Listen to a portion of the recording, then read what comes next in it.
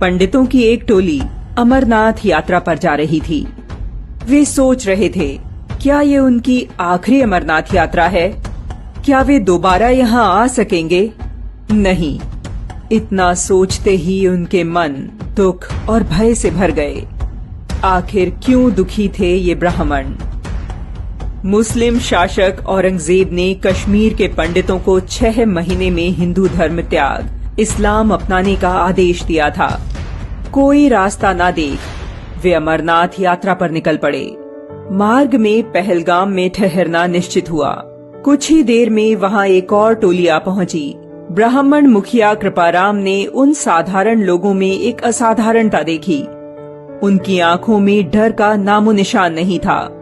मालूम किया तो पता लगा कि यह उनके गुरु तेग बहादुर के कारण था। क्या वे इतने साहसी हैं? वे हमारी सहायता करेंगे? हमें एक बार उनसे मिलना चाहिए। इसी आशा में पहलगाम से 16 पंडितों की टोली गुरु तेग बहादुर से मिलने निकल पड़ी। 1 महीने में टोली आनंदपुर पहुंच गई। कृपाराम ने गुरु साहिब को समस्या बताई।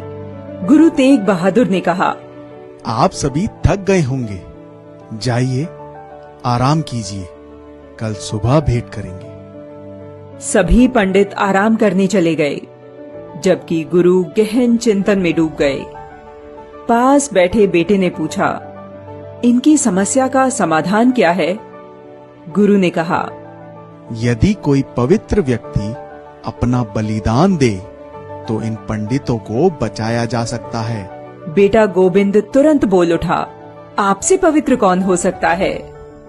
बेटे की बात सुनकर गुरु मुस्कुराए। उन्होंने कहा, तुम ठीक कह रहे हो बेटा, ऐसा ही होगा। दूसरे दिन उन्होंने कश्मीरी पंडितों को बुलाया और कहा, जाओ औरंगजेब से कह दो कि हम सभी इस्लाम अपना लेंगे यदि गुरु तेग बहादुर अपना लें। पंडितों ने ऐसा ही किया।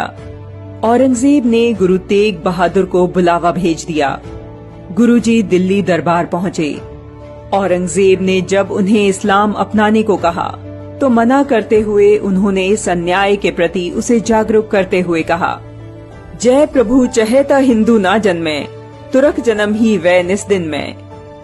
अर्थात यदि परमेश्वर चाहता तो हिंदू जन्म ही नहीं लेते और तुर्की ही दिन रात पैदा होते। परंतु वह कहाँ मानने वाला था। उसने गुरु तेग बहादुर को कारावास में डलवा दिया। उन्हें कठोर यातनाएं दी जाने लगी। उनके साथी भाई मतीदास को बीच से चीर डाला गया। उनके शिष्यों को बंदी बनाकर उनके सामने ही जीवित जला डाला। किंतु गुरु संकल्प से न डिगे। गुरु के संकल्प से चिढ़कर औरंगजेब ने गुरु तेग बहादुर के कत्ल का आदेश दे दिया। दिल्ली के चांदनी चौक में गुरु तेग बहादुर ने तिलक जनेऊ की रक्षा के लिए अपना बलिदान दिया।